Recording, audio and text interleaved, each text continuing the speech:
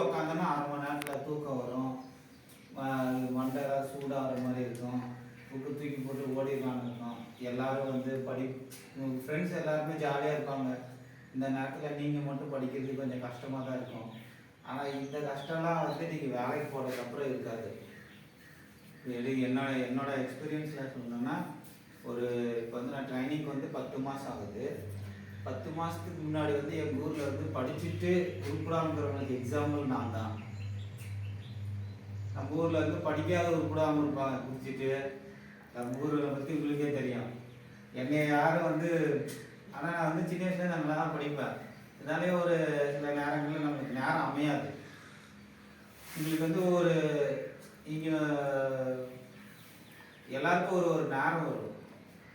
இந்த இடத்துல நீ வந்து உக்காந்துருக்கனா அது உனக்கு ஒரு நேரம் தான். இந்த எக்ஸாம் நீ அட்டன் பண்ண போகிறது தான் ஒரு நேரம் தான். அடுத்த எக்ஸாம் நீ அட்டன் பண்ணியா இல்லையா, சூழ்நிலை எப்படி மாறுன்னு யாருக்கும் தெரியாது. அதனால் கிடைச்ச நேரத்தில் நீங்கள் வந்து பயன்படுத்தி முன்னால் அடுத்த எக்ஸாமில் வந்து சூழ்நிலை உனக்கு வேறு மாதிரி மாறலாம்.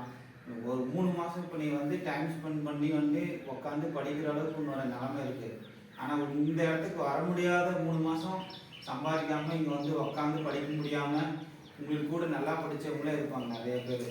அவங்களால வந்து 1 மாதம் கூட வேலை இல்லாமல் உட்கார முடியாது. குடும்ப சூழ்நிலை எல்லா சூழ்நிலையும் இருக்கும்.